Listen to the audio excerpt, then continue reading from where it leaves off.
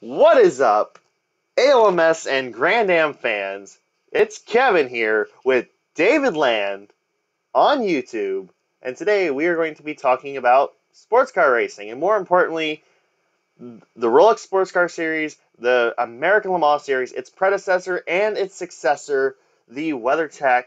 Well, actually, it wasn't its predecessor, but the successor, and how we got to this point now in American sports car racing with the WeatherTech Sports Car Championship.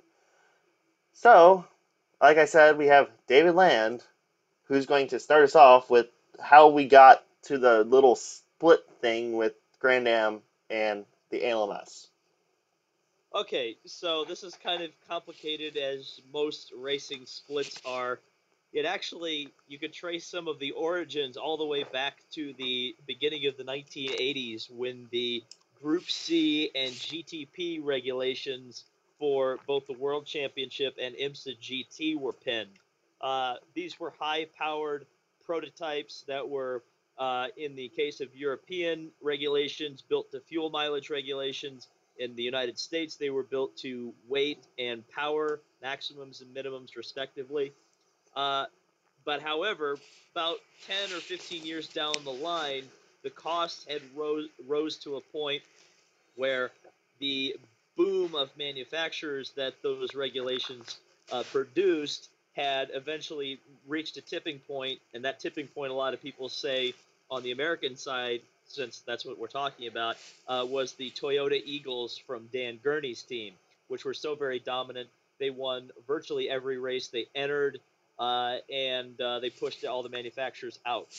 Too, So I'm, oh, sure, go on. I was gonna say, too bad the Toyota Eagles didn't race at Le Mans. Maybe Toyota would actually have gotten their actual win.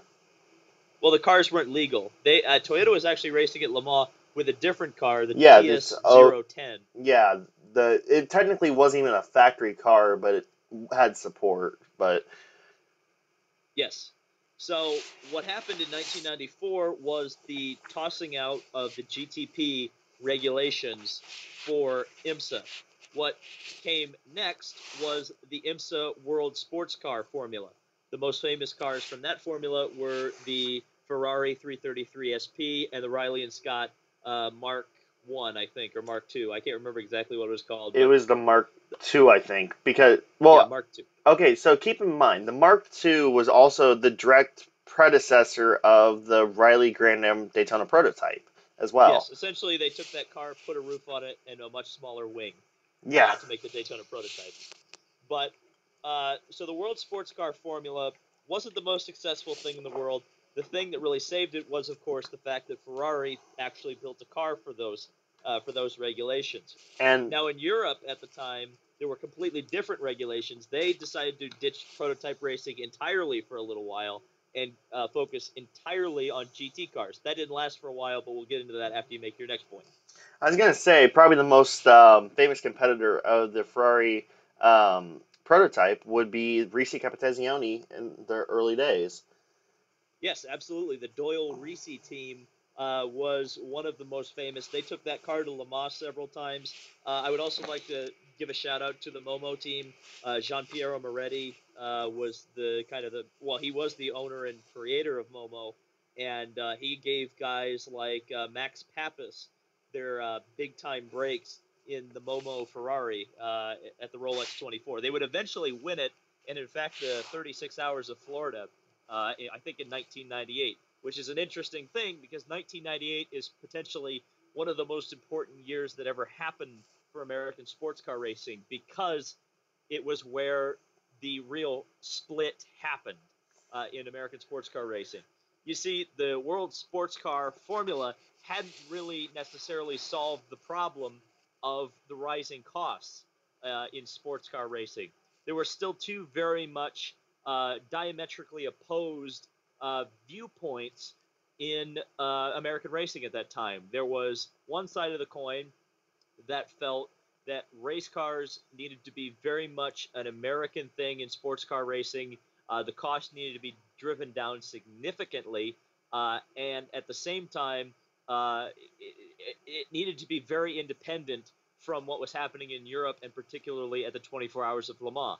The other way of thinking was that the 24 Hours of Le Mans at that time was the biggest race in the world, and there was a ton of manufacturer support, a ton of interest, a ton of drivers and teams and manufacturers all there. But at the time in Europe, there wasn't a championship for the cars that raced at Le Mans. Cars like the Toyota GT1, the Mercedes CLK, and several others made one start a year generally at Le Mans 24 Hours. Now, of course, there was a championship. I believe it was called the FIA GT Championship, where many of those cars, including the Porsche GT1, were able to race semi-regularly. But a lot of the big manufacturers made it a one race a year season, and a lot of the folks in America were saying, okay, Le Mans is amazing, but that's one race a year. Why don't we have a series based around this? So in 1998, IMSA was split off in two separate directions. IMSA proper held on to things like the 12 Hours of Sebring and the connection to Le Mans, And while they also the brought in the Petite Le Mans. Of course, ALMS well, itself was started. I was getting to that. I'm explaining the rest of it. We haven't even talked about the other side of things, which was called the United States Road Racing Championship.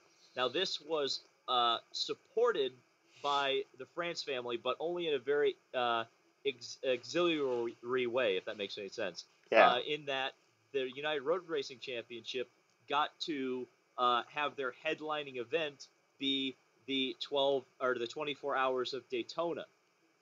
Now, in 1998, these series were the first. It was a split series, but kind of like the IRL kart war, they were using the same regulations. So teams would bounce back and forth between IMSA and USRRC.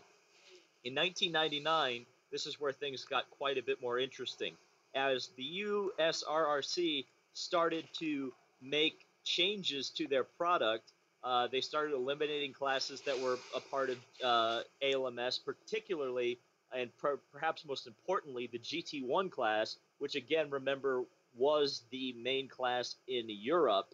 The IMSA started going way down the other side of things, and like you said, created the first Petite Le Mans at the end of 1998, which went over overwhelmingly successful, brought a ton of European teams to the United States to participate that had not even looked at American racing for quite a long time. Unfortunately for USRRC, their business model was not really working all that well. There wasn't quite the fan support for them in 99 that there was for the ALMS in 1999. So actually at the end of 1999, the USRRC dissolved and was bought full out by the France family, and the origins of Grand Am were formed from the dead carcass of USRRC. Yeah. Also, ALMS, one of the big key players in that was Dr. Don Panos as well. Of course, he would have an influence on ALMS through its lifespan, and even a little bit of influence into its successor series. And as for the France family, GrandAm really was just secondhand to NASCAR, of course, but um, it it was still really that both series were really fun to watch, and they both were so different. It's hard to believe that they actually used to be one entity at one point. Well, yeah, and it's interesting you bring up Don Panos. His kind of child was the Petite Le Mans. That was kind of the catalyst for the whole thing. He, of course, was already interested in racing. He had already built the Panos GT1 to go to Le Mans and race. It had also raced at that year's Rolex 24. But after seeing that success at Petite 98, he realized, hey, this could actually work. This isn't just theory anymore. There's reality to this, and that's why the ALMS was formed from Don Panos' vision. So now we're getting into the early 2000s, and one thing that really helped the ALMS throughout its lifespan was the involvement of factory teams like Audi like Penske Porsche, which came in 2005, late 2005, and that battle really made it what it was. But before we get to the mid 2000s, which that battle took place, it really was where Audi made, and to put it for lack of a better term, everybody's bitch. They made everybody their bitch. Excuse me. Sure, yeah. Audi was one of the most influential. I mean, up until recently, they were the most influential team in prototype sports car racing. Of course, their dominance really kind of, again, back to that significance of the 98, 99 years. The Audi R8 debuted in 1999. In 2000, they won their first 24 hours of Le Mans. So there was so much happening at that point. It really shaped sports car racing for what it was. And then, kind of on the GrandAm side of thing, they tried to have their own prototype classes at first and tried to do their own thing with that, but it really fell flat on its face because if you look at the early 2000s, you had guys like the Orca Viper team, you had Corvette out there winning overall at Daytona. So it was kind of obvious that GrandAm's prototype formula really wasn't working that well. Sure. Part of the reason that all happened was because they, again, pushed a lot of the manufacturers out. There was some factory entries, particularly Cadillac made an appearance once at the 24 Hours of Daytona, but mostly it was Ferraris, like from Risi Competizione and Momo, and also the Dyson Racing Ford-powered Rileys. However, those cars, they were built in 95, 96. By 98, 99, 2000, they were getting quite long in the tooth. So they just weren't quite as competitive anymore. And since they'd kind of frozen the technology in 96, by the time you're at 2000, 2001, things are getting out of hand because the GT cars, that's where the factory involvement was, even in GrandAm at that point, they were pushing forward, and the prototypes were, by regulation, kind of unable to push forward. And that's why you saw the Orca Vipers and the Corvettes start to win overall. Although the GT wins overall weren't quite done when GrandAm introduced a really, really shook up prototype formula. And then we get to 2003 for GrandAm, the introduction of the Daytona prototype. This was GrandAm saying, we're going to have a cost cap car, or we're going to have our own cost cap formula that we can say is ours. It's going to be great. It's open to all these manufacturers. And then in their first race, TRG wins. And that was an embarrassment. That was an embarrassment. Well, here's the thing. This is a funny thing. This isn't unique in sports car racing. There's another example I'll tell you about. But they were actually out-qualified by the GT1, a.k.a. Trans Am spec Corvettes. So tube frame GT cars out-qualified the tube frame prototypes in the 2003 Rolex 24.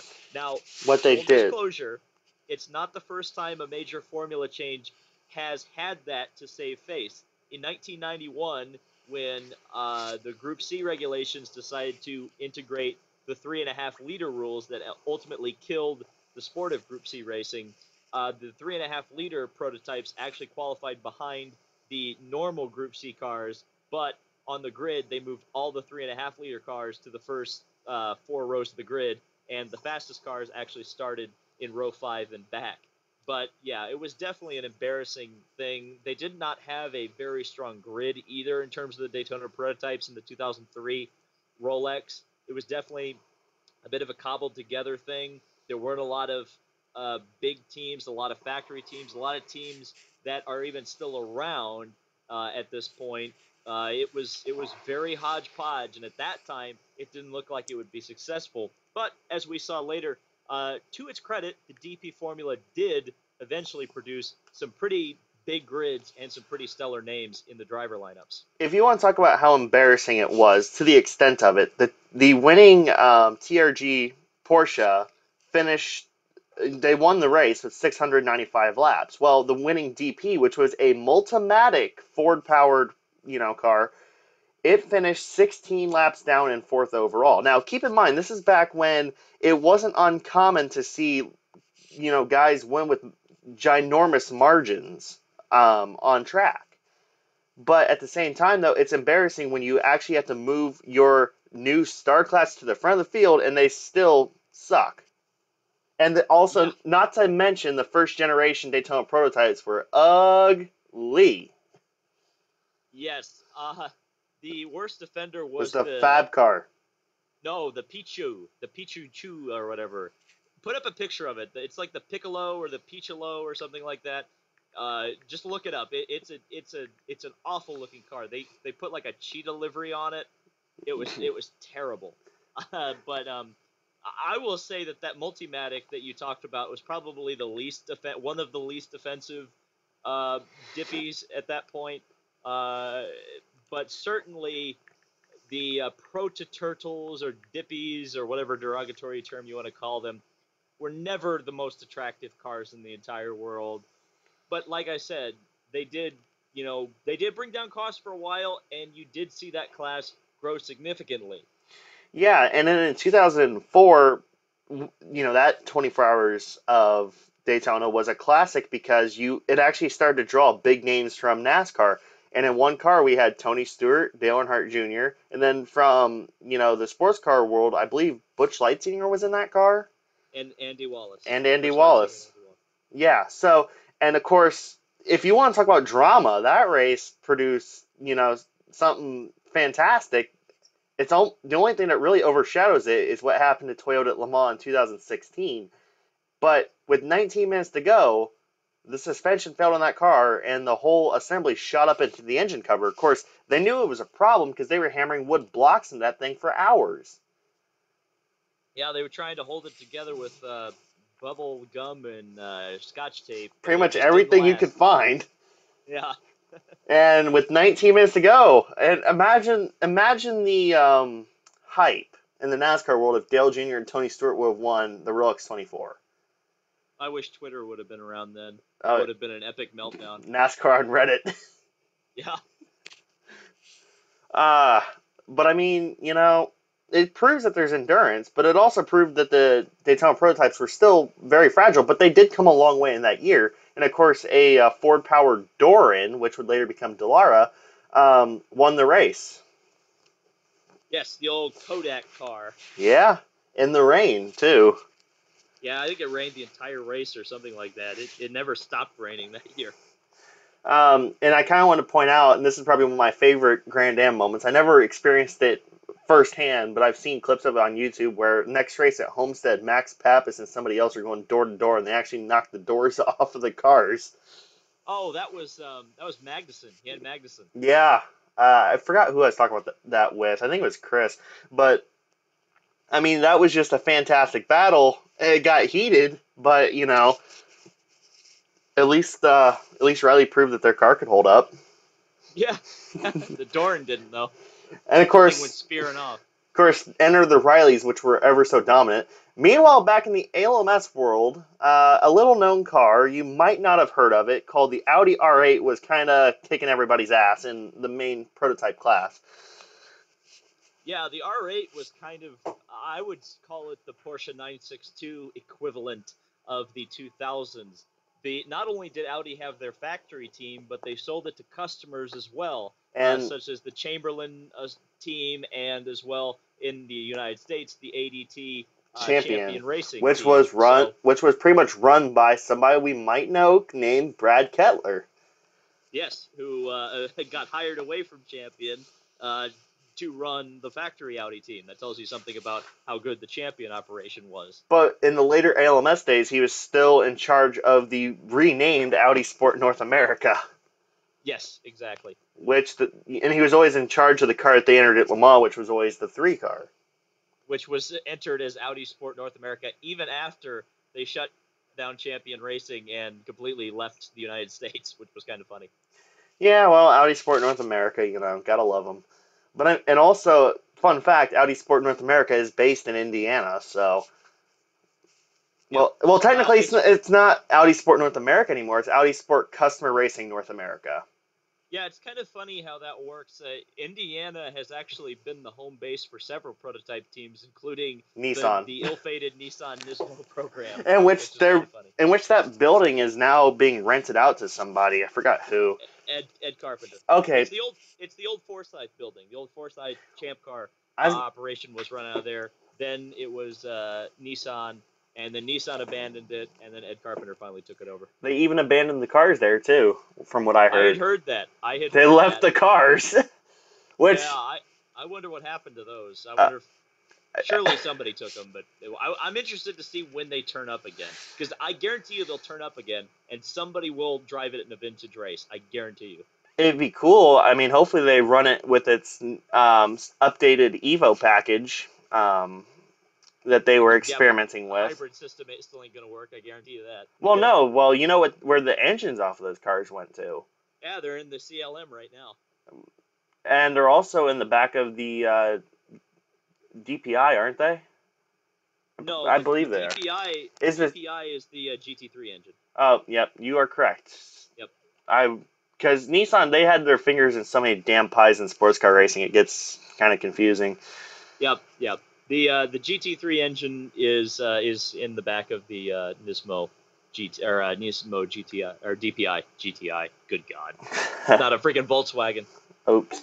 Don't worry, I made mistakes, and I've stumbled a lot on the early 2000s stuff and the 90s stuff because I really wasn't that adamant of a sports car fan. This is back when I was one of those NASCAR fans.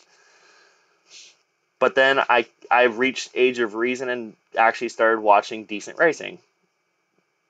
I'm What not going there. I've what gotten enough hate already. well I'm you not going there. well and if you want to see a continuation of the comment, if you want to see a true argument, stay tuned for episode 3. Yeah, I was about to say go watch the one with Brody. That's gonna be the one you want to watch for that. Yeah, that was gonna be funny. Once it gets released, which will be this week. This one's going up on a Wednesday. That one's going up on a Friday. So, anyways, so 2005, Wayne Taylor wins the Rolex 24. It's the last full year of the Audi. Let's move to 2006.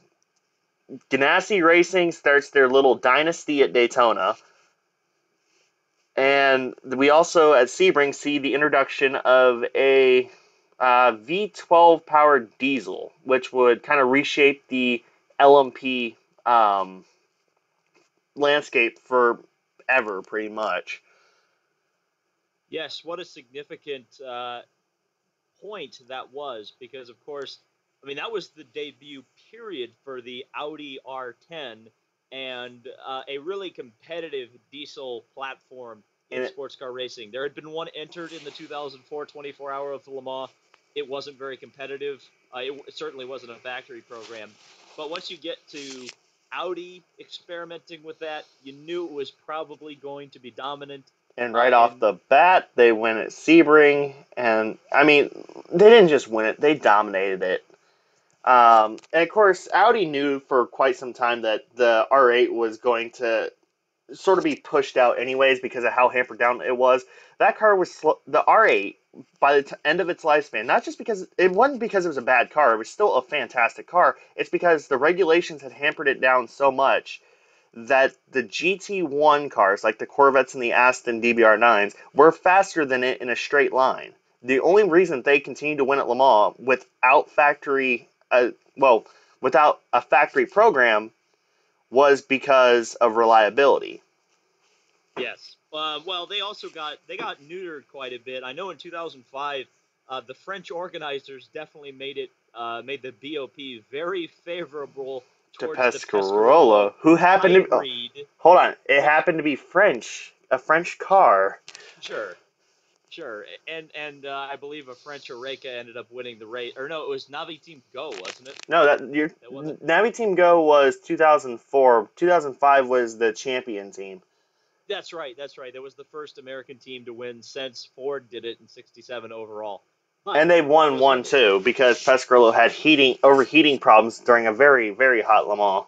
Well, sure. What I was going to say about the Pescarolo, a couple things. Number one, yes, the overheating, but they also broke their cars on the curbs because for some reason the drivers felt like they needed to drive the cars like bats out of hell, even though they were 2 seconds a lap faster anyway. Eh, And that car was called a hybrid, but it wasn't actually a hybrid car. The reason they called it a hybrid was because it was built to older regulations that they grandfathered in. Therefore, The it was old, a hybrid between two it regulations. was the It older, wasn't an it was the electric older car. Courage car. Yeah. Yes. And I mean, fun fact, quite a few of the old Pescarolo guys who hammered the curbs and broke the cars went on to work with Peugeot. And guess what they did at Peugeot too? Exactly. A number of the drivers, like Stefan Sarazan. And fun fact, Frank Montagny. the one time that they didn't hammer the curbs and destroy the cars, they won the flipping race. Well, I've got a great story about Peugeot drivers and Audi drivers. At the 2011 Petit Le Mans, I was actually in the Audi hospitality area when there was contact between Frank Montagny and Andre Lauder, I believe, in the leading Audi. They were battling for the lead. They came up on a GTC car, and the Peugeot chopped across the nose of the Audi. The Audi went into the GTC car and crashed coming up the hill down the back straightaway. So they go to Wolfgang Ulrich and ask him what he thought of the situation. To which he responded, "Well, there's a reason he's not driving for me." Responding to Frank Montagny, and everybody in the Audi hospitality did the oh because it was he burned the Peugeot drivers. And it's just kind of funny. You never really saw a lot of turnover between those two teams in terms of drivers, like you kind of do with Porsche drivers going to Toyota and Toyota drivers going to Porsche and Audi drivers going in between both.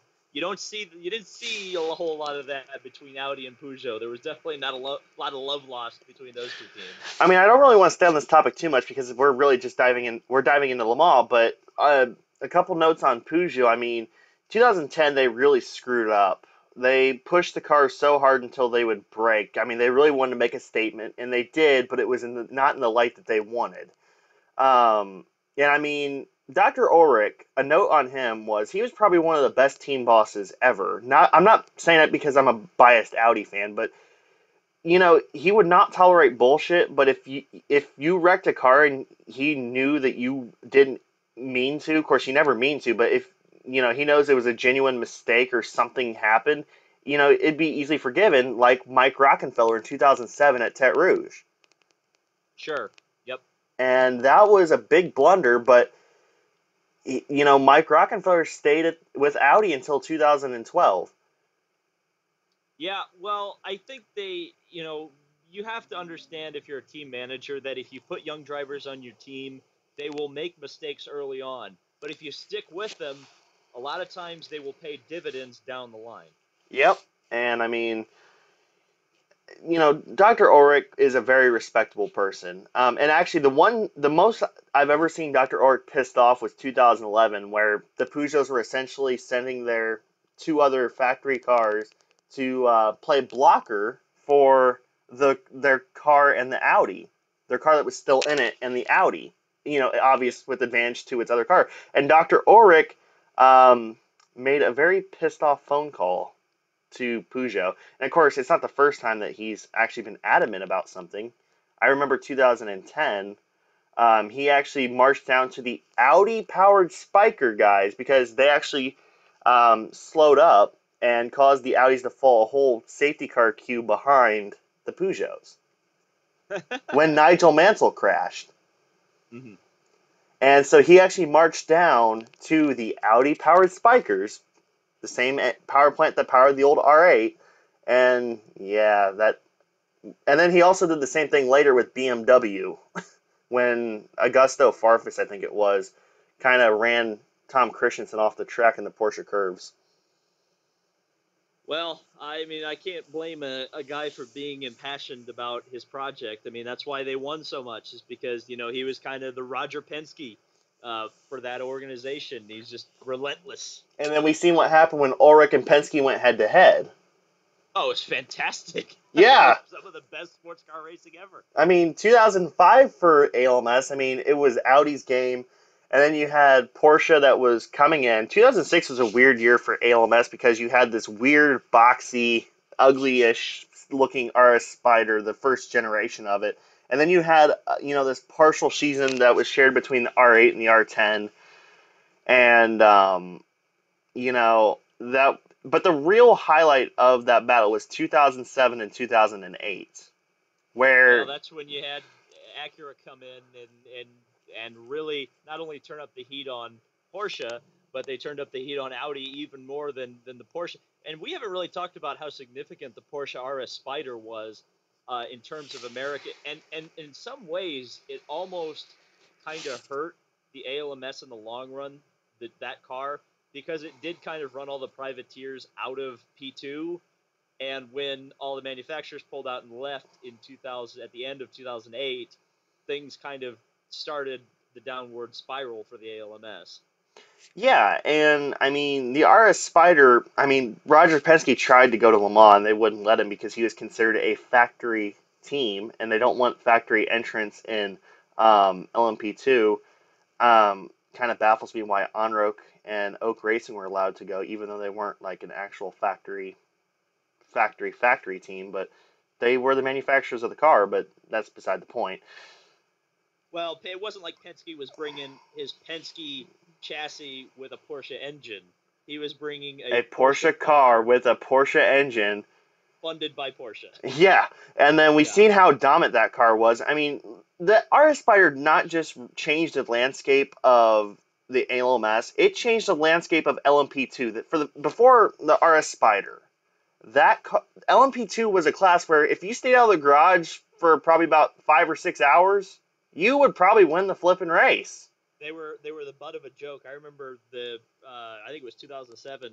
The Bill Brassie Benny. Absalon car was in the garage forever, and it was one of two cars that had a potential to win the race. Yeah, it was Like the moment it started. It was the Los Fernandez car, the 33, and then the Bill Benny guys pulled the car in the garage when it started raining, and they just sat there until the end, and they won. They literally just polished the car up, just let it set, and they just did the minimum that they could, got the car across the finish line, and Bill Benny won the class. Then the next year, you have Lola, you have the RS Spiders, one driven by some guy named Verstappen, and those cars dominated '08 and '09. Yep, and it's amazing to me with all the battles in the ALMS between '07 and 2010, between the RS Spider and the various versions of the ARX Acura. We never saw that battle at Le Mans. When the Spiders left, the Acura showed up. Yeah, We never well, saw that head-to-head battle at Le Mans, and I think that's one of the unfortunate missed opportunities that happened in those years. It's kind of a shame that even though they were factory efforts, we couldn't see like Fernandez or Andretti or DeFerrin go over there and at least battle with Van Merkenstein and Essex and Horag. and I mean, when the Acura showed up to Le Mans, they were actually Hondas at that point. HPDs. Yeah, well, Honda, HPD, same fucking thing. Um, It's funny how they let the Patron team there, even though they had pretty much always been a factory team for Honda. but they couldn't have Patron on the car. They Yeah, it had, was malaria yeah, number. malaria. Yeah. Uh, Good old Highcroft. Totally not a Patron car, even though It had the Patron livery. Yeah. that was like the very not so subtle Penske cars when they weren't allowed to, or even now with Ferrari, they put a freaking half of a Marlboro logo on there, like we're totally not sponsored by Marlboro. Maybe you want to try these cigarettes. I mean, yeah, it was Le Mans. I mean, a lot of the battles that happened in the United States was a dream for Le Mans, but really the closest thing you got was the 12 hours of Sebring. And then on the Grand Am side of things, now moving forward, Boy, it tells you something about how interesting ALMS was versus Grand Am.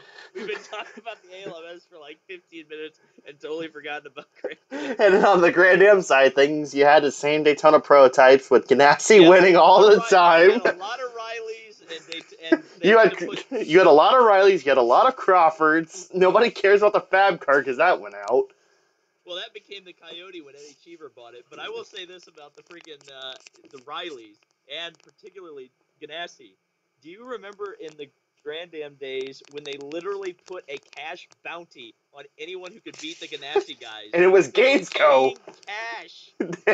and, to beat them. and the only team that really could was Gainesco, Bob Stallings. Yeah, yeah, yeah. Well, I mean, that's kind of the funny thing, and I will say this as we kind of go in later to sports car racing, kind of where we are now, is I think Ganassi raised the level of teams so high in Grand Am that eventually to the teams that ended up being able to beat Ganassi became so goddamn good that once it became merged, suddenly all the old GrandAm teams are the dominant ones in Action our Express. yeah, and Wayne Taylor. Yeah. And Wayne Taylor. Those are the two teams that stepped up to the plate and were able to finally challenge Ganassi come the end of the GrandAm era, and Spirit of Daytona as well. And here we are 7 years later, and guess who the top running teams are in prototype? And it's funny because Spirit Daytona is probably the biggest Cinderella story out of that group you just mentioned because they literally came from nowhere. They've been around forever. They had Milka Duno and a Crawford in 2004. But Their first start in the Rolex was a Mitsubishi in one of the very, very low GT categories. oh yeah, back when they had like a bajillion categories. Yep. It almost looked like a mini Nürburgring, to be honest, at the time. Yeah, But they had like 90 in the peak around the 90s. They had 80 to 90 cars start the Rolex 24. and they had like 10 finish. Yeah, well, I mean that's fine. I mean if you're gonna start that many cars, you better guarantee you're gonna get somebody in the end of the race. It's like the Daytona 500. You have 10 cars finish. Everybody breaks down or crashes. Yeah. But I mean, Daytona at that time period, you pretty much just slapped a number on any car and you could go fucking race, which was amazing. It really was. But I mean, No BOP back then. back, but Spirit of Daytona, they were really one of the mid-tier teams in the mid 2000s, and then things changed. The first major step was they got a sponsor that has a certain neon livery that kind of forked out some money for them, and they just got better and better over time. Well, another thing about them is that they were kind of one of the teams to jump over to the Coyote chassis, and they started becoming the development team for that car. And as it turned out, it wasn't a terrible car, especially when they put the Corvette body on it. Suddenly, it was right on pace, and in fact, maybe was one of the stronger cars in Grand Am. And I mean, here's probably the first inkling of a hit that Grand Am took was when they lost Pontiac. Because Pontiac was really a staple of the series. They had GT cars, they had the DPs, and of course that went away when Pontiac went bankrupt. Mm-hmm. And Yep. once again, Pontiac was like the way Nissan was in the early 2010s at Le Mans, where they pretty much had their hand in everything from the entertainment value to the pace. Well, not that Nissan didn't have the pace cars at Le Mans, but you get what I mean. They had their hand in pretty much everything. Yeah. And when that went away, the DPs were the only ones that really stayed, but they had rebadged Chevy engines. But And to Chevy's credit, again, they did ultimately end up investing in Grand Am when the Gen 3 cars were produced. and me and Chris in the first episode of this show, which hasn't even been named yet, we talked about power swings, and this is where the power swing in America sort of equalized, because beforehand it was really at the ALMS. Well, now the factory involvement's gone away, and it's sort of left ALMS in tatters in their main class because nobody cares about the GT classes, David. Well, this is the thing that I always hear. You can talk about how you like the GT classes, but you and always hear about prototype. Prototypes are what get people in the door. That's what you sell people on. I think you get them in the door by saying, I mean, I went to Petit Le Mans 2013 partially because Rebellion was showing up. Oh, yeah. One prototype. I went to a race for one prototype showing up because it added to the show. Now, obviously, that also became the last ALMS race, so that was special. But that tells you I wasn't showing up for the Falcon Tires Porsche. I was showing up because of the prototypes. That's what gets me, a race fan like me, in the door, and that's why you see big crowds at sports car races. You don't necessarily see the TV audience, but you do see the big crowds because the cars are special and you want to see them in person. So with ALMS, after the factory teams like Audi and Porsche, after the factory guys left, and they were really only making appearances at the endurance races. Peugeot was always like that, but Audi more specifically because they focused on their European efforts, and actually taking it to Peugeot there instead of this little Cold War thing where they only show off once or twice a year. Um, it kind of left the prototype landscape in tatters in the ALMS. Yeah, they really got screwed by the Intercontinental Le Mans Cup. That the Audi pulling out was a major setback, but the real problems began when the ACO at first, and then the FIA started actually getting their shit together in terms of a world championship starting up again. Because you have to realize, for a very long time, ALMS was the place to be. It was the premier sports car championship in the world. You could maybe argue that European Le Mans sometimes ALMS, but more often than not, ALMS was it.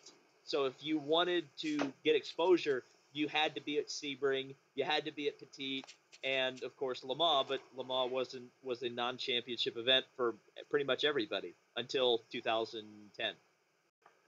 So really, once we got into the late 2000s, the premier battle was really between two teams, and realistically three cars. You had Dyson and you had Muscle Milk, Pickett Racing, which Yes.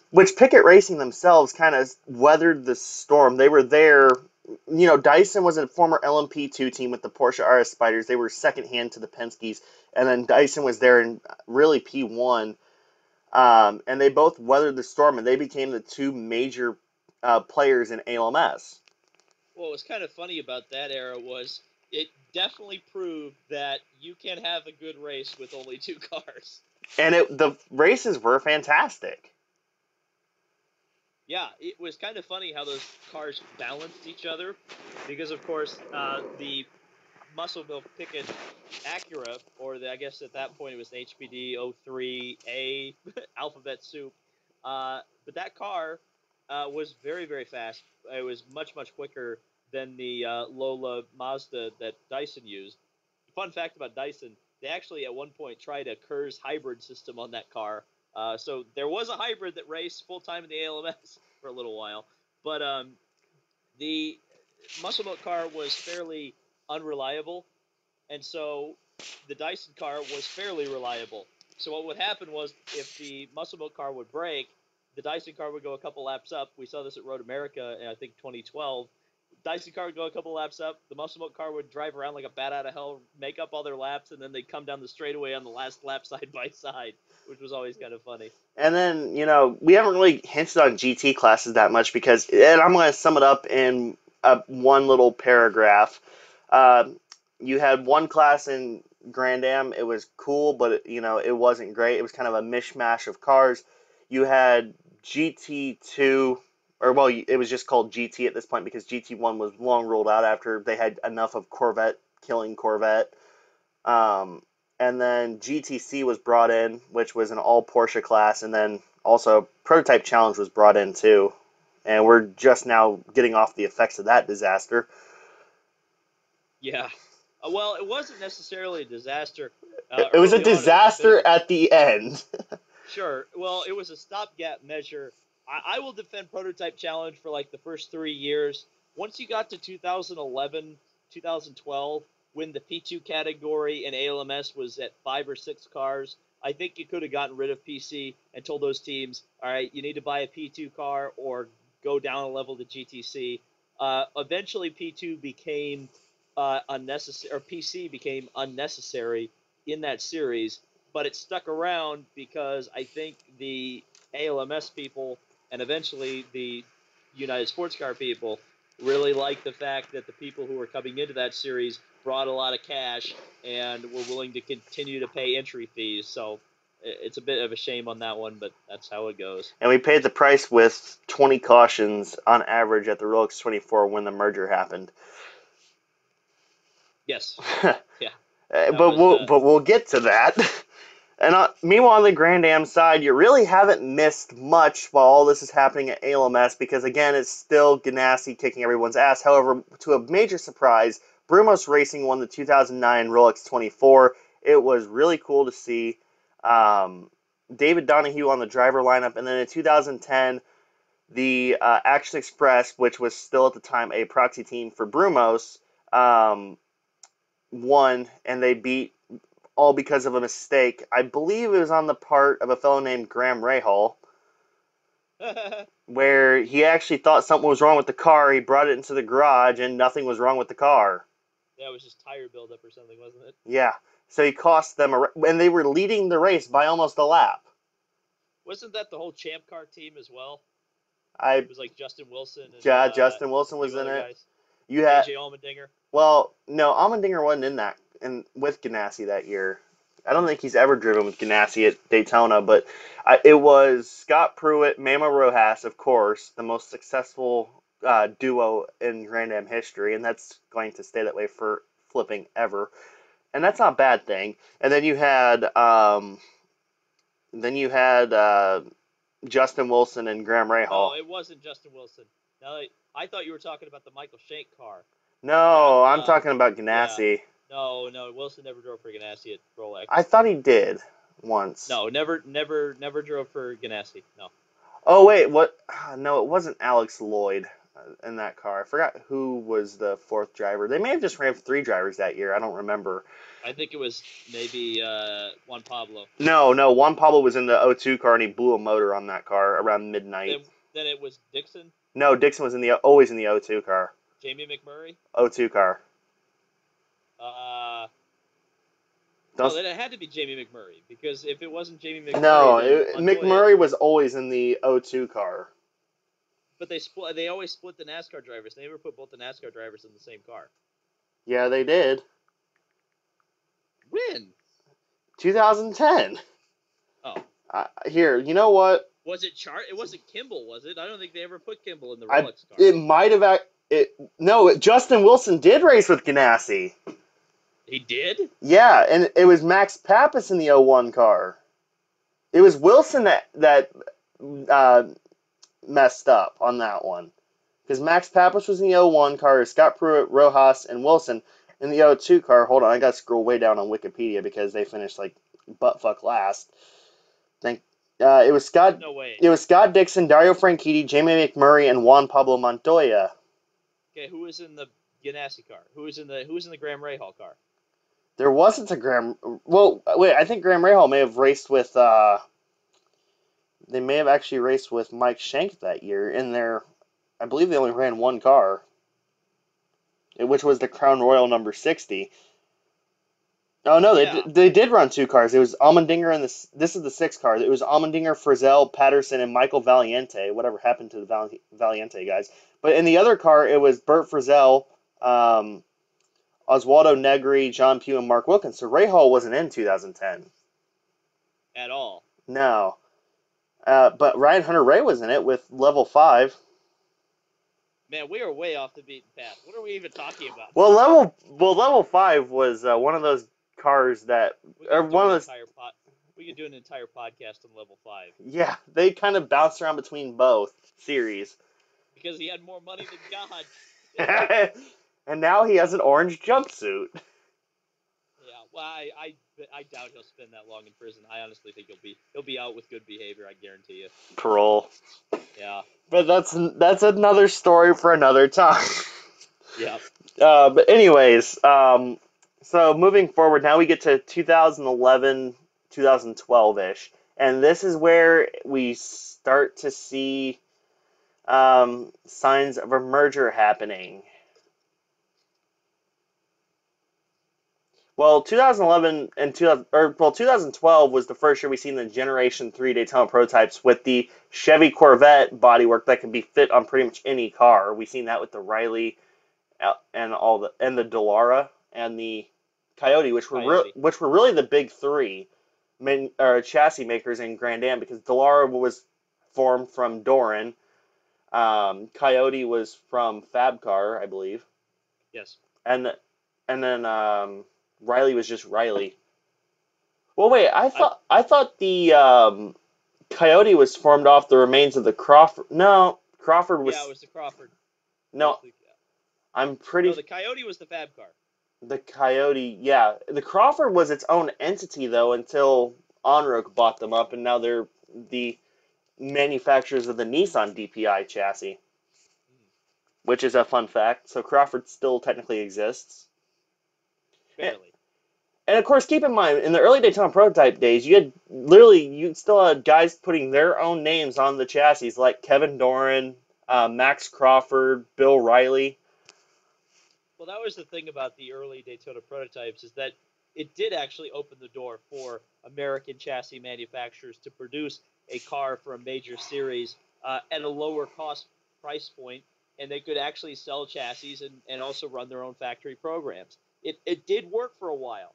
The problem was eventually there did become a dominant car, and because it was such a restrictive formula, nobody could touch the dominant car because they couldn't develop their cars the way you would otherwise do in like the ALMS or something like that. And the Riley, I mean, that was the dominant car. It won from 2005 until 2013. Mm-hmm. And then in 2014, we've seen the Coyote win with Action Express, but that's post merger. Yeah. So We need to talk about this merger because I, that's kind of the end of the story. I, Well, I and was the beginning of a new one. I was gonna get to 2013 where we all knew that the merger was happening. They announced that it was going to be the Tudor United Sports Car Championship, which, if you want to talk about long names, that was a little too long. Well, the story broke at Baltimore 2012. That Yeah, was Baltimore ALMS 2012. That's where the story broke. and they entered a car, like there was a car sponsored at Le Mans with the United Sports Car Championships logo on it. It was a GTM Ferrari in 2013. Yep. And then For 8 star. and 2013 also saw the return of somebody we haven't talked about in a while at Sebring, Audi, and they fucking dominated with both of their cars. They won by 6 laps at Sebring. Well, that was kind of a farewell to the ALMS. They knew it was going away. They knew it was their last opportunity to take a win, and they did it. I wish they would have shown up at Petite, but they decided to do a Fuji rainout race, and instead of having an awesome grid at Petite, they brought all the WEC cars there to not race at Fuji. But And of course, who's counting? and of course, during this time period, we've seen the rise of one entity, which is the World Endurance Championship. Yes, that was definitely, like I said earlier, That that was a was nail in the coffin. a seismic change in the sports car landscape because suddenly you had a place where the manufacturers absolutely wanted to be, and at that time they did not really want to be in American racing. However, we have seen that kind of switch over the And last I few was years, going which has to kind of get been to that. fascinating. I was going to say, in terms of the worldwide sports car landscape, it's now on the World Endurance Championship side of things. Where they had all the factory involvement, they had the car counts, and in terms of American racing at the time, GrandAm really was the one that had the real power in it all. Um, which it's sad to say in a way because ALMS was a lot more advanced. I mean, hell, you got HPD, evolving their car, which looks like a multi-million-dollar car. It looked fantastic every year. They kept evolving it. Meanwhile, you got Daytona prototypes that are literally running the same chassis that they had since 2004. Mm-hmm.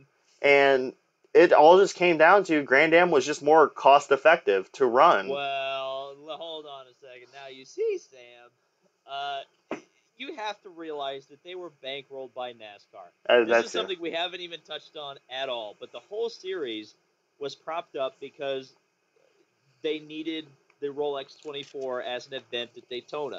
I mean, there were teams that took a lot of money from uh, NASCAR, both Spirit of Daytona and Action Express were very much, I guess you could call them house teams at the time. They, especially Action Express, we don't have to point out the fact that J.C. France, of all people, was driving for that team for a while. And he also man Wonder how that happened. and he also managed to piss off Wayne Taylor. Well, exactly, To exactly. well, it was 2009 though. Coming out of the pits, JC France just sideswiped the Dallara, and so Max Angelelli of all people fucking gets him back. Well, again, but this is the thing. They outspent ALMS, they outlasted them, and they ended up buying the series and all the tracks that Don Panos owned at the time, which were he had just sold Motorsport, so that wasn't on the table. But they bought Sebring and Road Atlanta, along with the ALMS. So that's how it wasn't necessarily a merger; it was a buyout. However, unlike the Champ Car IRL merger, we actually saw a merger in the terms of we saw the best ideas from both series kind of be stitched together. Now, it certainly didn't work the first couple of years, Oh, we're but going to get to further that. along down the line, we've actually seen the ideas of both series work in unison, and the ones that didn't work have been thrown out. It's actually kind of surprised me how well everything has kind of gone, all things considered. So let's talk about the actual merger, and let's talk about 2014. And it really was stitched together.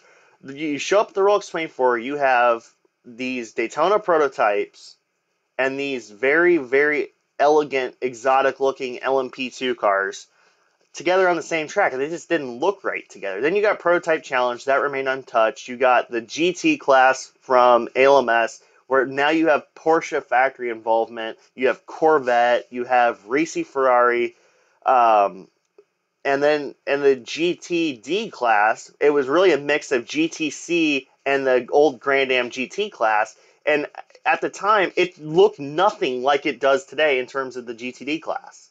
Well, that was because they didn't adopt. They didn't go just right out and adopt the World GT3 regs. They decided to go with the with that mix weird thing. It was very strange. And I've talked to a driver who raced during that time period in IMSA, and we're just going to refer to it as IMSA now because that's really what it is.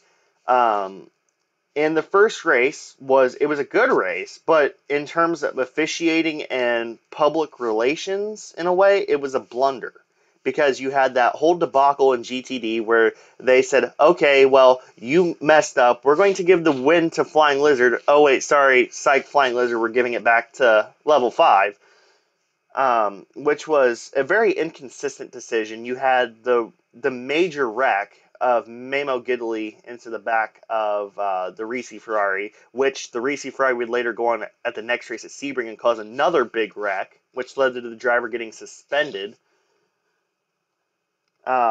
You know, the first year was very shaky at best. You saw an awful lot of bad blood. It was definitely a lot of clashing of egos. Certainly, you saw.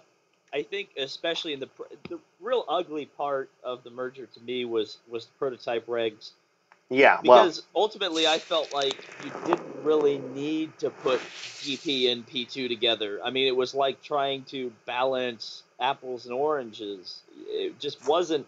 It never really worked. There was always one type of car that had an advantage. Certainly early on, it was the definitely the regulations GP. were very much biased towards the Daytona prototypes, partially because they made them invest $250,000 for each car to upgrade them to P2 specs.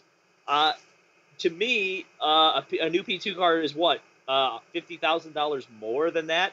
To me, I would have said, look, if you want to keep the DPs, let's get rid of PC, make that the Pro-Am class, and just make P2 the default, I guess you could call it top class, but all the P2 cars fell out of the Rolex 24 of that year, so DP would have won overall regardless. So I don't know why everybody gets their panties in a bunch about that, but I don't know. I think longevity-wise, that would have been a better idea. They didn't do it that way, but it's kind of funny because the idea that I had then has kind of been implemented now, where you've got one standardized prototype class and two GT classes. And I'd honestly argue that maybe two GT classes is too many at this point. We need maybe possibly to go back to GrandAm ways of doing things with just two classes. I mean, here's my take on the GT classes. I think it's a good thing to have two classes because now we're starting to see the best of both worlds.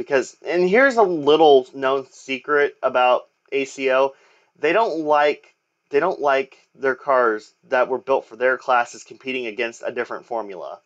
And GT3, ACO refuses to acknowledge it because GT3 as a whole is a better formula than their GTE. And I mean, it's good to see the two not going not going directly against each other, but seeing the two types of cars on track at the same time. It certainly helps the diversity of the field, no doubt about it. But I mean, the ACO kind of had to accept the fact that IMSA, they certainly accepted it grudgingly, that IMSA was willing to put their own kind of prototype division out on the track and compete directly with ACO spec P2 cars.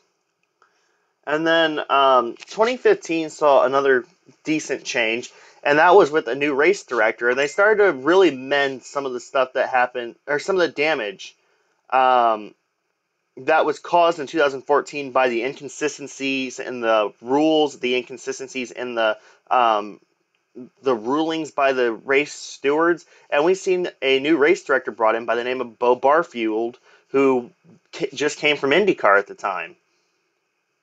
Yes, that was definitely a good get for them. I always felt Bo Barfield did a great job on the IndyCar side of things, but of course he got pushed out of there because of the politics that always seem to infect IndyCar racing. With if you show too much authority, you get kicked out because that upsets the apple cart over in IndyCar land. But Wait, David. The almighty David Land is critiquing IndyCar? oh my God, did I just say a bad thing about IndyCar? Jesus Christ, I'm gonna have to send that check back to the Holman and Company because I'm not just kissing their butt all the time. What a shocker! Ah.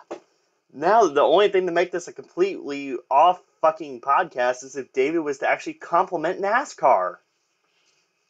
Didn't I compliment NASCAR earlier in this thing? You pretty much said that, the France family had quite a few people in their back pocket, but Well, that's no, but that's the facts. That's not.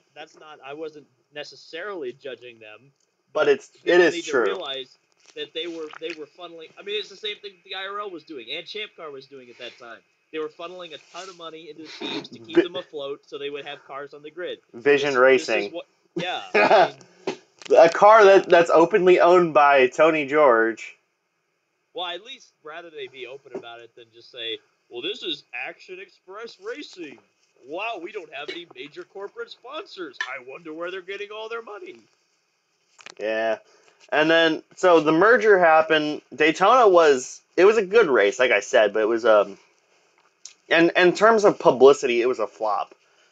Especially for people, and I'm not talking like media, but I'm talking like to the average fan, because some of the decision making at Daytona and Sebring was shady at best, and plus it was plagued by many accidents, many long caution periods, and red flags even, because they had a major red flag at Sebring because of two PC cars just fucking pirouetting on the front Yeah, straightaway. just decided to spontaneously combust. Yeah. And 2015 with Bo Barfield, things got better. The Rolex 24 was actually a lot better. Of course, we also seen the exit of the Viper team as a factory entity, but Well, you can't blame the series for that one. That was no. all on Dodge because Dodge, they win a championship in racing. They say, "Oh, okay, bye." Yeah. Um, at least they went to the throwback liveries for the last races. Yeah. And wasn't it Kuno Whitmer that they kind of screwed on that one? They screwed everybody on Because that team. on Petit Le Mans, you have two drivers that are in control of the championship. So what do? You split the drivers up between two cars. Oh yeah, well that's what they did. They did that so they would secure the driver championship with at least one person. That's been done before. That was even done in the GrandAm days, I believe. But that left some bad blood with Kuno Whitmer, I think it was, Mm-hmm. Yep. who was rejected uh, in terms of his chance at a championship. But again, that's a Viper decision, not necessarily. It doesn't involve anything with IMSA. But 2014 as a whole, it was iffy. But at least we've seen an LMP2 car win.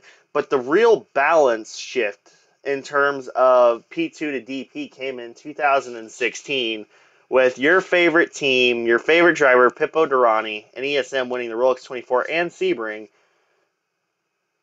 Yes, that was kind of a turning point, at least in terms of my opinion of the whole thing, because that was, I P2 cars maybe had a bit of an advantage at that point, but at least at that point they were competitive with the DP cars, and that's when it really started to feel like it was one series And of course, there was also the announcement of the DPI formula, which I think a lot of people were skeptical initially of, but as it turned out, it's been one of the biggest boom things in motorsports.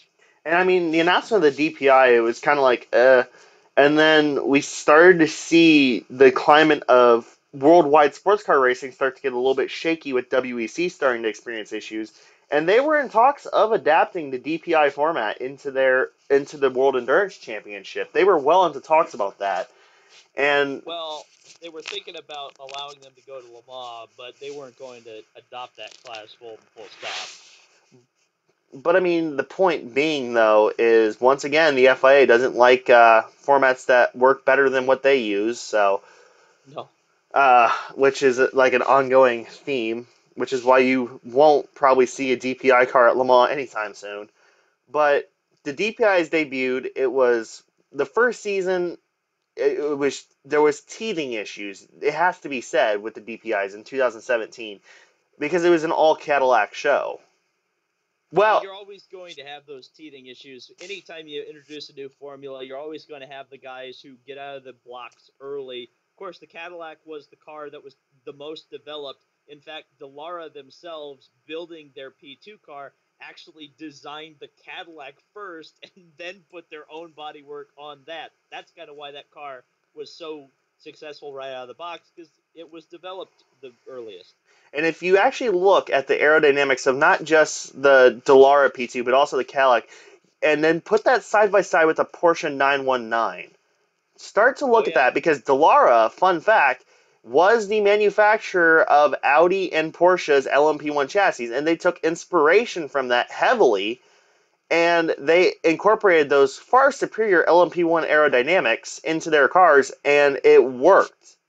Well, it worked on the ALMS or the ALMS side. It worked on the IMSA side of things.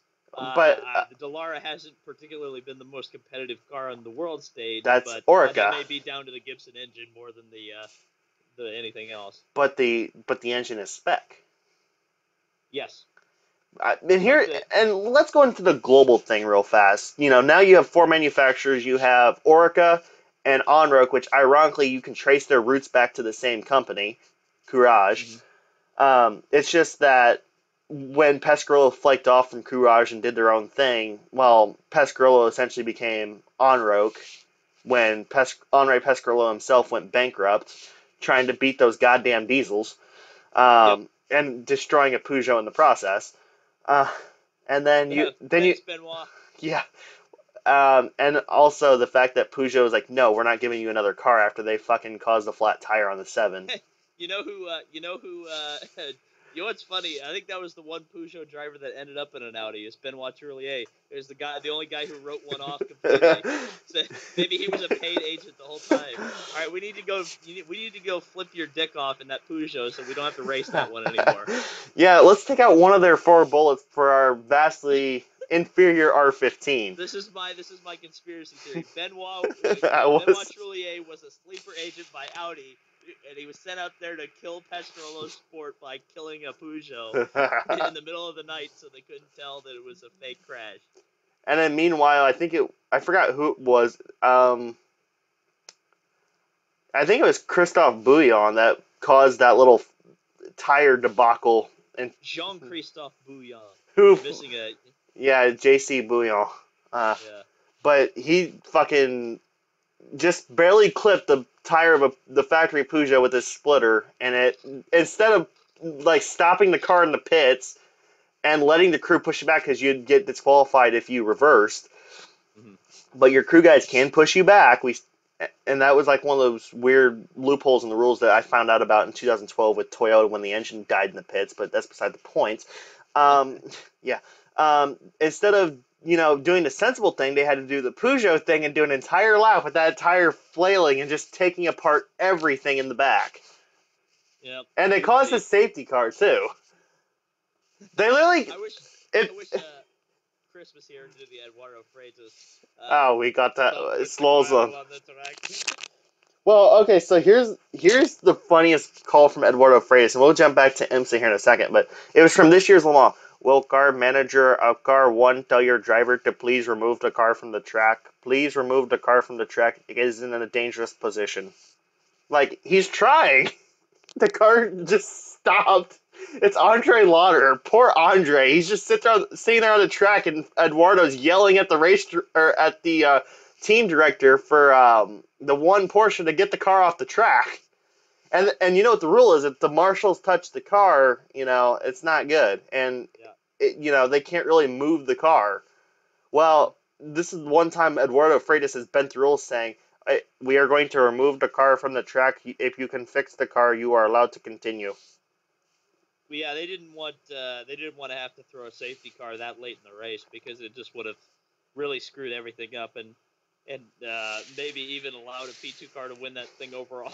Okay, so back to the global spec P2 cars. The reason the Orca is so and keep in mind all these cars have a spec Gibson engine, so no matter what across the board, power-wise, it's going to be the same. It's all about how efficiently you can push your car through the air. And while the other cars have very open noses, while the Orca is very tucked up and cleaned up at the front, it just pushes better through the air.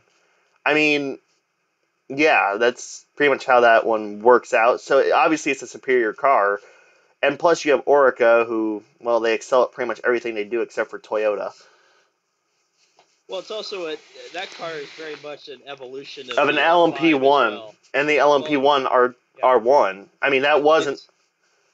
It's been around for a while. You look at something like the Multimatic; it's not an evolution of the Lola that it kind of is the grandfather of. It's its own thing. So there's definitely a lot of new machinery in that P2 category, and because it's again so restrictive, the guy who gets everything right out of the box is always going to be the faster one.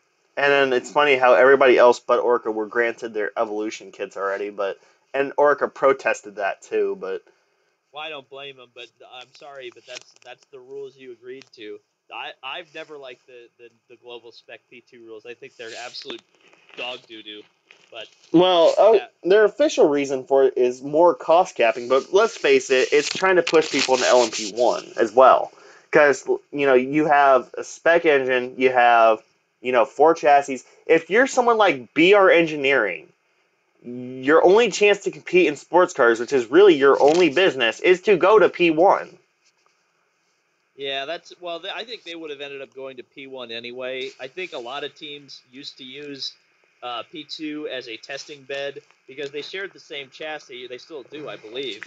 Yeah. Well, between the P2 and P1 cars. So you could develop a P2 car and then essentially just hop it up a little bit and stick the car in P1. Well, the best example of that is the Orica car. It was the Rebellion R1 initially, then it was the Orica 05, then they evolved it to the 07, and now it's going to be the Rebellion R13. All the same chassis, just different. The BR Engineering LMP1 for this year is also based on the P2 Dallara. It's literally the same name of the car, too, the BR01.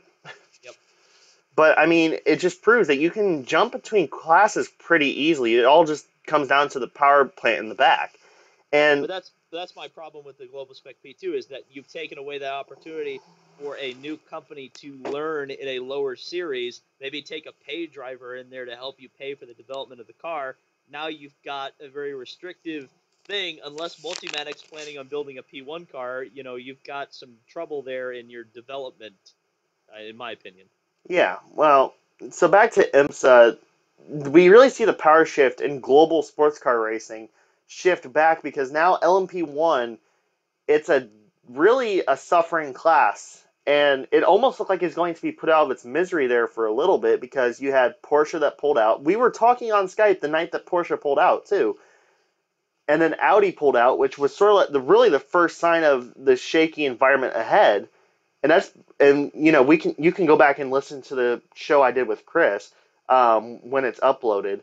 That the ACO refused to really accept that there was a cost capping issue, and that they refused to do anything about the money issue until it was too late.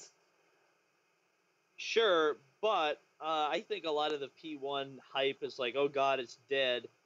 It's not dead. Well, that's my point.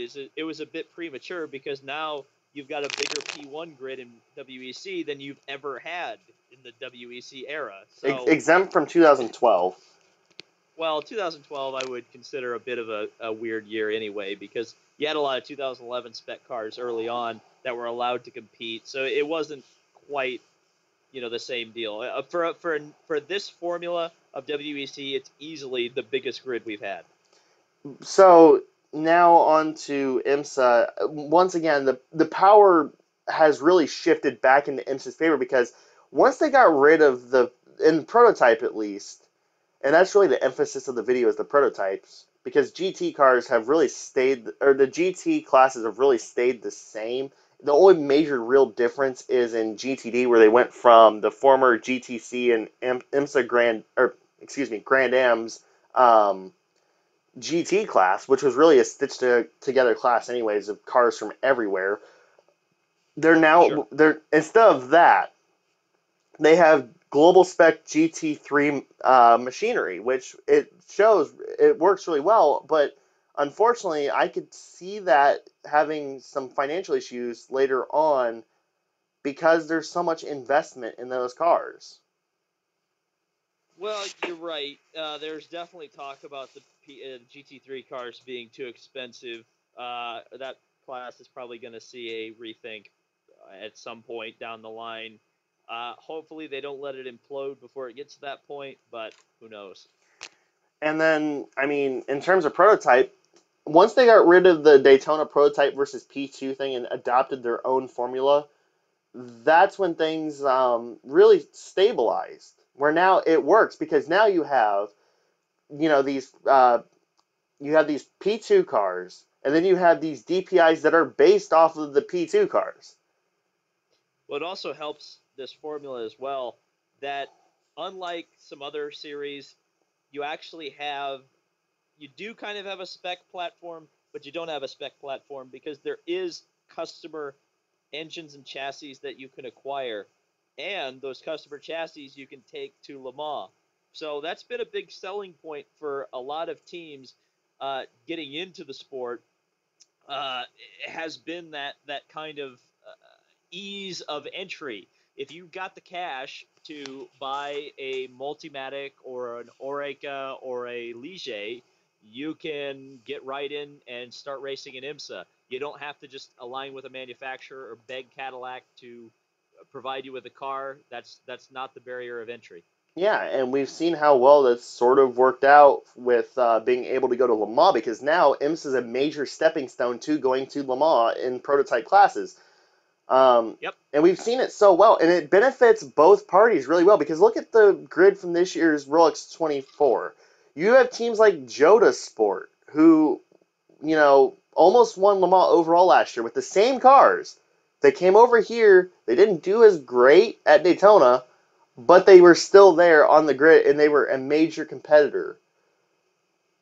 Yes. And then you Yeah. had. Well, Go ahead. I was just going to say it's like the old days where you had the big European teams show up for American races. I think that's only positive for the sport. Yeah, and then also you have United Auto Sports with the whole Fernando Alonso mania. Q bandwagon kid. Hi, Cowcat. Dear Fernando Alonso showing up? And in the post recording editing, I need to throw bandwagon kid up on the screen. But anyways, that was big as well. Fernando Mania made its return again. And it seems like everywhere I'm interested in racing, Fernando shows up. So don't worry, NASCAR fans, you won't have to worry about Fernando Mania. I bet they'd love to have Fernando Alonso show up at one of their races. Well, you see, Sam, the rule of thumb is if I like the racing, Fernando's going to go there. He So showed up for their media day, and they had like a bit. They brought in Jeff Gordon, and Jeff Gordon was like talking to him and interviewing him on their NASCAR site. yeah, and I can bash NASCAR all day, trust me. And again, stay tuned for the next video. Oh boy. But one of my points in that one is, as a little sneak preview, since this one is going up first, is that that NASCAR kind of piggybacks off of IMSA's races at the Rolex 24. Yep. And okay, so let me put it like this. This year's Rolex 24 wasn't the most exciting in terms of wheel-to-wheel action. No, but it was a proper endurance race. Yeah, they had like what, 3 cautions, 4 cautions? They had 4 cautions, one every 6 hours. If you do the math, it's really hard. Trust me, you need a high school diploma to do that math. And the quotes of Ben Shapiro.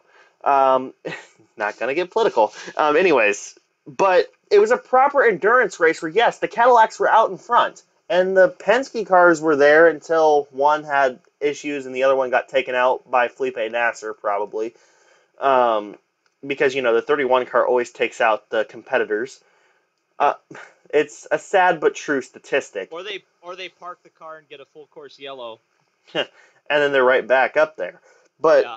In terms of this year, you had the alien Cadillacs. It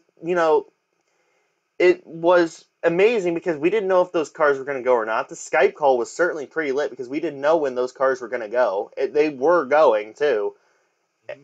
And we had a distance record, obviously aided by the fact that there was no cautions. Fairly few cautions, but virtually no cautions. There was bullshit penalties, yes, which we're going to get to that here in a second as our last topic. I'm saving the best for last and the most heated argument for last. But it was a fantastic endurance race, and it was a proper endurance race. And I think you would agree. Yeah, I mean, that was the thing about this year's Rolex. I mean, no, it wasn't the most exciting race, but it had all the hallmarks of an endurance race, and I definitely felt like, the winners were more or less justified outside of the GTD class, which we can now talk about. Well, I wanted to say, here's the thing. I'm not an Action Express fan by any stretch of the imagination. But it was, and here's the thing. I'm not like most, people on That Instagram. 5 car is the strongest car in IMSA, as far as I'm concerned. Well, it has been for a very long time. Well, the 10 car was last year, but but by and large, that 5 car since the merger has been the strongest car. Yeah, they've always been up there. They've won every Tequila Patron North American Endurance Championship, and I believe that Action Express as a team has won every team's championship. Mm-hmm. But as for I forgot my train of thought. But as for the Rolex, I got it back. I'm not a particular fan of Action Express. I never have been. If I would have picked a winner in the pro-type ranks, I mean, it's a tough one, but I was cheering for ESM, but that went by the wayside like all of your picks almost at the same time. But I could actually celebrate the end of the race because not because I was glad it was over, but because we had proper winners that deserved to be there. They had an alien car, yes, but they survived the endurance race. They were the survivors. Mm-hmm. And that's what racing is about is, sure you have your favorite drivers and your favorite teams and cars and all that, but if, you should be able to celebrate alongside the winners, and that's something on Instagram. If, Chase Elliott didn't win, I'm going to go throw a hissy fit. That's most of what happens on Instagram, and that's sad because that's not what racing's all about. Racing's about rooting on your favorite drivers and teams, but, being glad that it was a good, proper race. Well, that's hard to say about NASCAR, but it was a good race.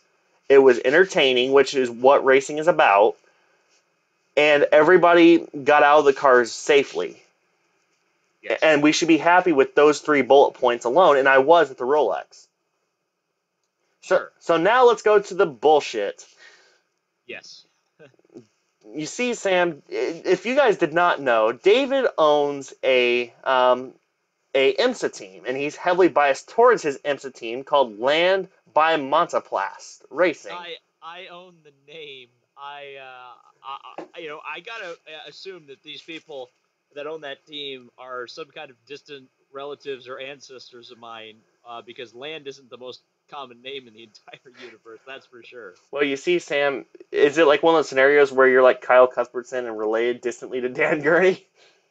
Well, I don't make those kind of claims. I wish I could claim I was related to Dan Gurney, but I'll take Montaplast by Land Motorsport, that's for sure. But of course, we saw probably one of the biggest controversies post-merger in that IMSA decided to hand a 5-minute BOP penalty to a team mid-race because apparently their pit stops were taking too short. That's a very strange penalty.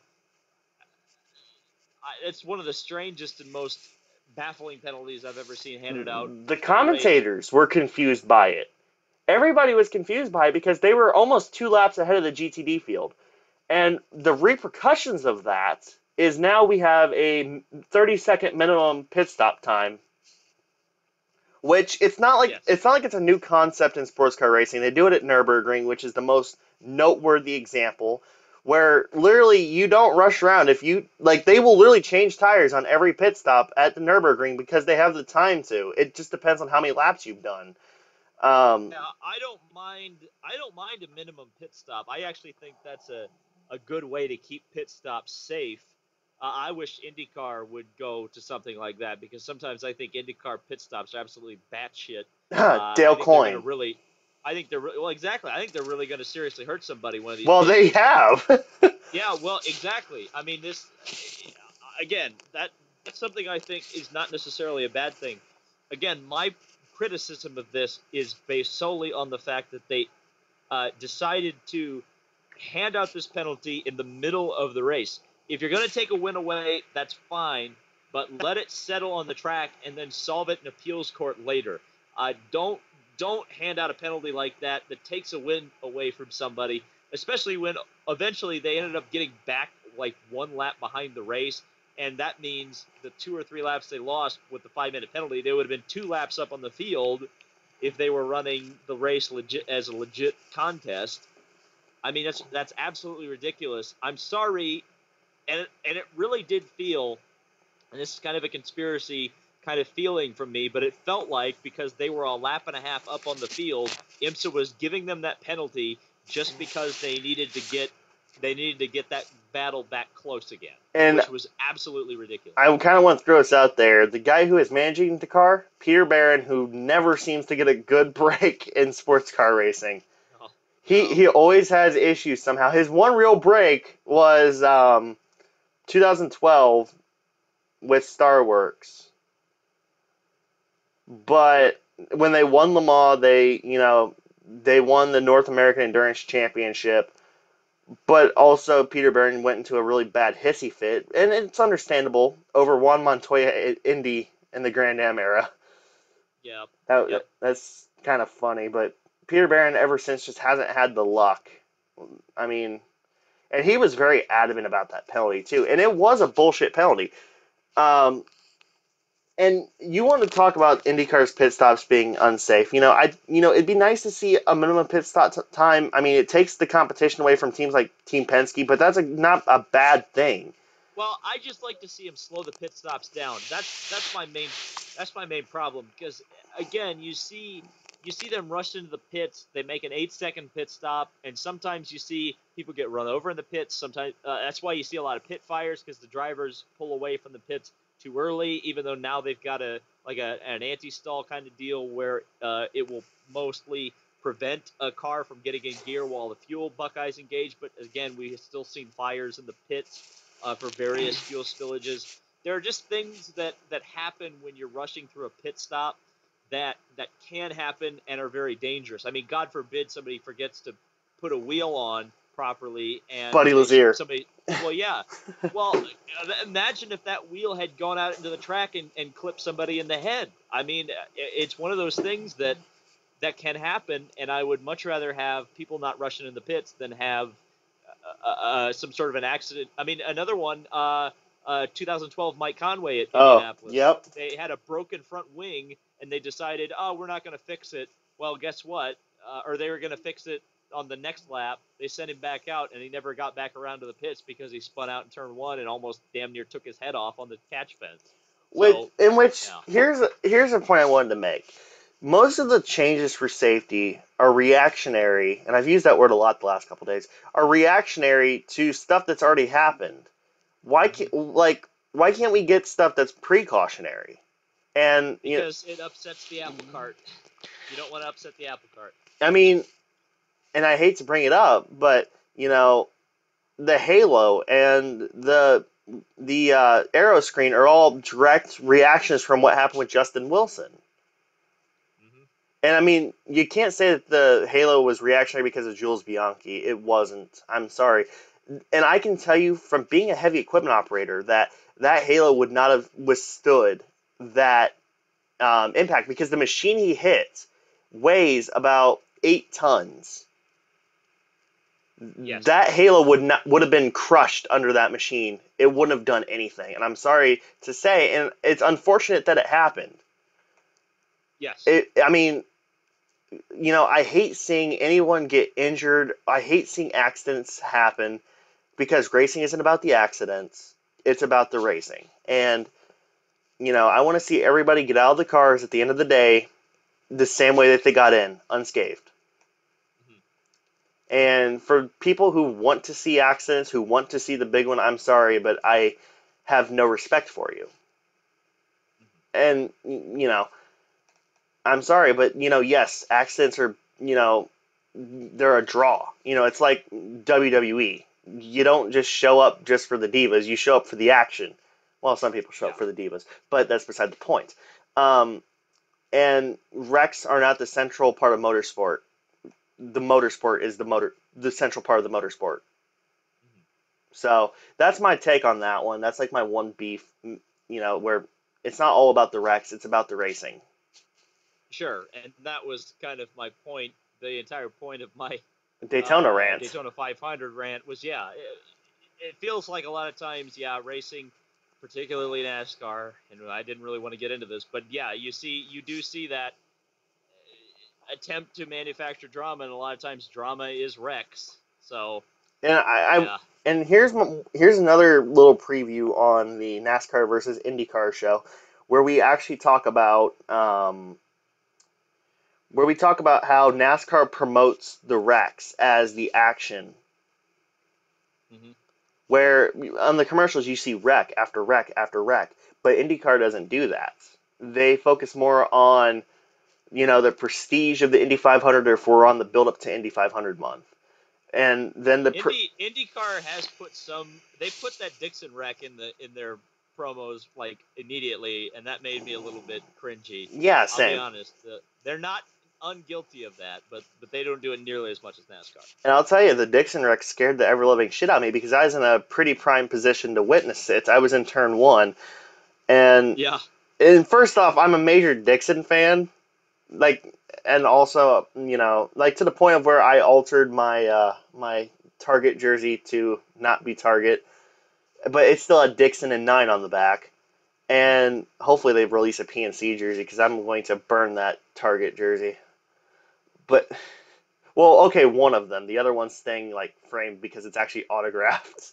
Oh Jesus! Yeah, I got Dixon autographed that. When I got my 08 winner autographed at Grand Prix weekend, he signed the jersey too. Wow. Yeah, you didn't know that, did you? I think I was. Was I there? No, it was.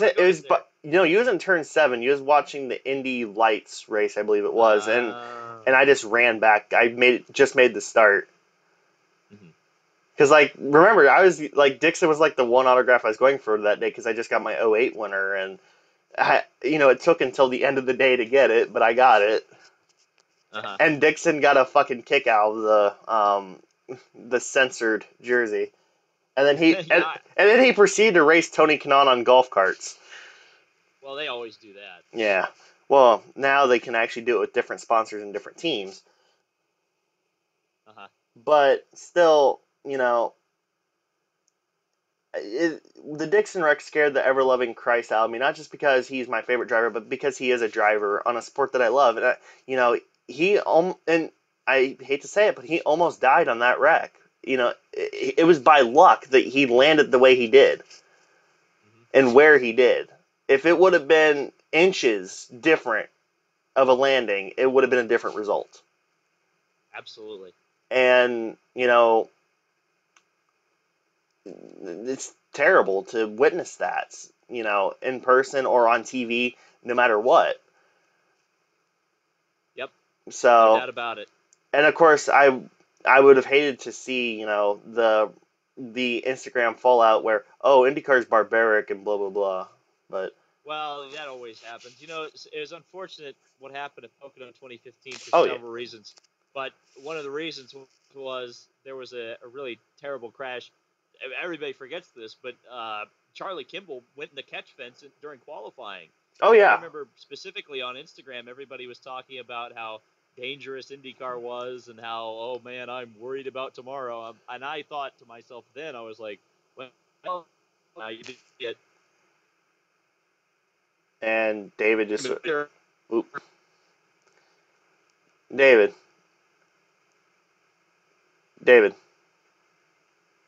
Okay, so David's Skype is like bugging out, but you know. All right, so now then, I guess we're in our last little segment. I promise it won't be another hour-long segment. It's probably going to be broken up into two parts to save you guys some time. I don't know. Maybe I'll just put it into one part because myself, whenever I listen to YouTube videos in cars, I hate when they're broken up and I have to look down and stuff. But anyways, this podcast, I guess you could call it, I still haven't thought of a name, is brought to you by the Rain Race Podcast. Which they don't actually pay me anything, but I'm going to advertise for my friends anyways. David was just on there. I was. Yes, that episode is not out yet, but I've listened to it already. Well, parts of it. But anyways, be sure to check it out on iTunes, Google Play, and YouTube, youtube.com/deductiverain. My good friends over there at Chris and Kyle. I was on the last one with Dion Von Molka, which was cool, even though I was overshadowed. But in case you're not sick of hearing me yet, yeah, I will be on that as well. Yeah, and then you were also on Frisky Nixon's podcast. I have been on four. This is my fourth podcast of this week, so I've been doing a lot. Yeah, but it's been fun, David. We always seem to have a good time whenever we talk, and yeah. But anyways, that's really it, guys. We'll talk at you in the next video. It might be another podcast since I'm kind of light on YouTube content to upload. But you know what? You never know. I hope you guys really enjoyed it, though. We talked a lot. Hopefully you learned something, and hopefully you got annoyed by us. If you did, mission accomplished. And as usual. Anything else? Just thanks for having me on. Subscribe to Kevin. If you've listened to 2 hours of us talk about sports car racing, you're probably in the right place. Well, okay, so here's the thing, and this is something that you guys don't know, that me and David got into a dick measuring contest over our sports car knowledge during a Rolex 24. Yeah, I actually out-sports card him on a couple things. On a couple things. You're more of the, 80s and 90s style history. I'm more of the modern stuff. Well, you were talking... Well, no, I got you on the Spikers. You didn't know about the Spikers and their open cockpit GT Well, cars. hold on. That was one of the most minuscule facts ever with an open cockpitted GT car. Like, this is the most random fucking thing ever, but... Well, it happened during one of the Le Mans that you're supposedly an expert about. I can't help you on that one. You're like, you can ask me anything about the diesel aero. That was the R8 time period, though, wasn't it? No, that was 06, yeah. Yeah. But hey, that car was still powered by the same engine that powered the R8, so. Now I didn't know that. That's kind of cool. Yeah, I emphasized that earlier when we was talking about Ulrich. Yeah, I know. Yeah. That was when I learned it. It was the same engine. But anyways, before we get into another little minuscule slap fight. But anyways, hopefully you enjoyed it, and be sure to stay tuned for the next one. It's going to be fun. It's going to be controversial, and it's also going to feature a counterpart of yours, probably the second or third most well-known person in the racing YouTube community. It's going to be fun, as always. So anyways, thanks, David, and thanks for watching. Be sure to rate, comment, subscribe, as kids once used to say. And we'll see you in the next one. Peace out.